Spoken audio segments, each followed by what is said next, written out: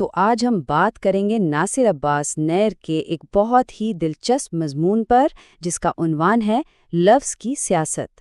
یہ ایک ایسا موضوع ہے جو ہمیں مجبور کرتا ہے کہ ہم زبان کی طاقت کو ایک بالکل نئے زاویے سے دیکھیں۔ اچھا، اس گہرائی میں جانے سے پہلے ایک چھوٹی سی بات۔ یہ جو سارا تجزیہ ہے نا، یہ آرٹیفیشل انٹیلیجنس کی مدد سے تیار کیا گیا ہے۔ تو اگر کہیں تلفظ میں کوئی اونچ نیچ ہو جائے تو امید ہے آپ درگزر کریں گے، کیونکہ اصل مقصد تو ہم سب کا مل کر اس مضمون کے زبردست خیالات کو سمجھنا ہے۔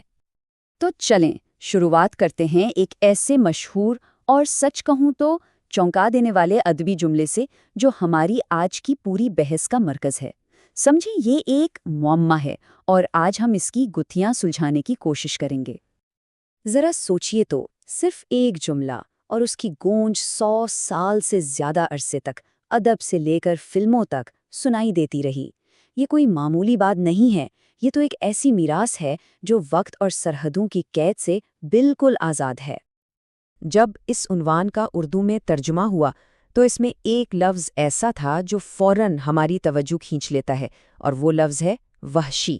اور سچ پوچھیں تو آج کی ہماری ساری کھوج، ساری تحقیق اسی ایک لفظ کے ارد گرد گھومنے والی ہے۔ تو آئیے سفر شروع کرتے ہیں اس لفظ کی ثقافتی جڑوں کو کھوجنے سے۔ دیکھتے ہیں کہ نو آبادیاتی دور سے پہلے، یعنی جب اس پر کوئی بیرونی اثر نہیں تھا، تب اس کا مطلب کیا تھا۔ دیکھیں، عظیم شاعر مرزا غالب دل وحشی کی ترکیب استعمال کرتے ہیں۔ اب یہاں اس کا کیا مطلب ہے؟ اس کا مطلب ہے ایک بے چین، ایک بے قرار دل، مطلب ایک ایسا دل جو سکون کا تو جیسے دشمن ہو اور آوارگی کا عاشق۔ یہ ایک بہت ہی پرجوش، ایک بے قابو سی کیفیت کی تصویر کشی ہے۔ اور یہ خیال صرف غالب تک ہی نہیں رکا، الطاف حسین حالی بھی یہی ترکیب استعمال کرتے ہیں، لیکن وہ اسے ایک اور بھی بڑے، ایک کائناتی پس منظر میں لے جاتے ہیں۔ وہ ایک ایسے دل کی بات کر رہے ہیں جو پوری کائنات سے ہی بیزار ہو، جس سے اس کی باغی اور رومانوی فطرت اور بھی نمایاں ہو جاتی ہے۔ تو ان مثالوں سے ایک بات تو بالکل صاف ہو جاتی ہے، نو آبادیاتی دور سے پہلے وحشی کا مطلب وہ نہیں تھا جو آج ہم سمجھتے ہیں۔ اس کا مطلب بربریت یا ظلم بالکل نہیں تھا، بلکہ یہ تو جذبے کی شدت، تنہائی اور ایک عاشق کے بے قرار دل کی علامت تھا۔ لیکن پھر کہانی میں ایک بڑا موڑ آتا ہے۔ اب ہم دیکھیں گے کہ کیسے اس لفظ کی تاریخ نے ایک تاریخ اور بہت سیاسی رخ اختیار کر لیا۔ اور مضمون نگار یہاں ایک بہت اہم نقطہ اٹھاتے ہیں۔ وہ کہتے ہیں کہ یہ تبدیلی کوئی اتفاق نہیں تھی، کوئی حادثہ نہیں تھا، بلکہ یہ نو آبادیاتی طاقتوں کا، خاص طور پر یورپی لغت لکھنے والوں کا ایک سوچا سمجھا، ایک دانستہ قدم تھا۔ اور یہ جو تضاد ہے نا، یہ یہاں بالکل واضح نظر آتا ہے۔ ایک طرف ہے اس لفظ کی ثقافتی تاریخ، جو بے چینی، آوارگی اور محبت سے بھری ہوئی ہے، اور دوسری طرف ہے اس کی سیاسی تاریخ، جو اسے غیر مہذب، جنگلی اور ظالم بنا کر پیش کرتی ہے۔ یہ ایک بہترین مثال ہے کہ کیسے الفاظ کے معنی بدل کر انہیں ایک ہتھیار کے طور پر استعمال کیا جا سکتا ہے۔ اب ہم اپنی تحقیق کو تھوڑا اور آگے بڑھاتے ہیں، کیونکہ یہ جو لسانی حکمت عملی تھی، یہ صرف وحشی لفظ تک محدود نہیں تھیں۔ نہیں، یہ تو ایک بہت بڑے نو آبادیاتی منصوبے کا حصہ تھی۔ اس لسانی تشدد کی بنیاد دراصل ایک خاص عالمی نظریے پر تھی، ایک ایسی سوچ جو ہر چیز کو دو حصوں میں تقسیم کرتی تھی: مشرق بمقابلہ مغرب، جدید بمقابلہ روایتی، اور سب سے اہم مہذب بمقابلہ وحشی۔ یہ ایک ایسی دنیا تھی جس میں ایک کو ہمیشہ برتر اور دوسرے کو کمتر دکھایا جاتا تھا۔ اور وحشی کی کہانی اس کے انگریزی ہم منصب بروٹ سے بہت ملتی جلتی ہے۔ دونوں الفاظ کی تاریخ ہمیں ایک ہی کہانی سناتی ہے کہ کیسے ایک گروہ کو غیر انسانی اور عقل سے عاری قرار دے دیا گیا۔ ایک اور بہت ہی طاقتور مثال ہے کینیبل، یعنی آدم خور کی۔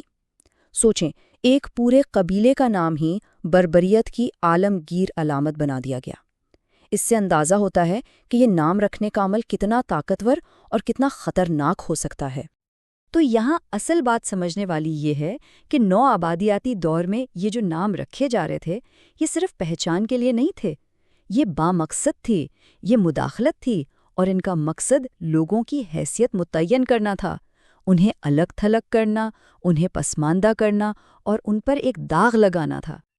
اب ہم بات کرتے ہیں عثمانوی تشدد کے طویل مدتی نتائج کی، اس نو آبادیاتی زبان کے قید خانے کی جس کے اثرات آج بھی ہمارے معاشروں میں موجود ہیں۔ ناصر عباس نیّر اسے اپنے طاقتور الفاظ میں یوں بیان کرتے ہیں کہ یہ جو بدنام شدہ شناختیں ہیں نا، یہ دراصل مانوی تشدد کی ایک شکل ہیں اور کسی بھی انسان سے اس کے انسانی طور پر جینے کے حق کو چھیننے کا پہلا قدم ہے۔ اور یہ لسانی پنجرے صرف خیالی نہیں ہیں، یہ حقیقی اور استعاراتی کیفیت ساتھ ساتھ چلتی ہے۔ یہی وجہ ہے کہ آج بھی بہت سے معاشروں میں لوگ خود کو اس نو آبادیاتی ذہنیت کے اثر سے آزاد کرانے کی جدوجہد کر رہے ہیں۔ تو پھر سوال یہ اٹھتا ہے کہ اس کا حل کیا ہے؟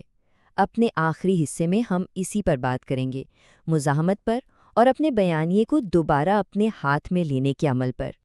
مصنف کے مطابق اس کا واحد راستہ یہ ہے کہ ہم ان الفاظ کی تاریخ کو کھول کر دیکھیں، اسے ڈی کنسٹرکٹ کریں اور ان ثقافتوں اور ادبیات پر مسلط کی گئی خاموشی کو توڑ دیں جن کی آواز دبا دی گئی تھی۔ اور اسی سوچ کے ساتھ ہم اس تجزیے کو ختم کرتے ہیں، ایک سوال جو نہ صرف اس مضمون کا نچوڑ ہے بلکہ ہم سب کو غور و فکر کی دعوت دیتا ہے کہ اگر الفاظ ایک قید خانہ تعمیر کر سکتے ہیں تو پھر کوئی شخص بول کر آزادی کا راستہ کیسے تلاش کر سکتا ہے؟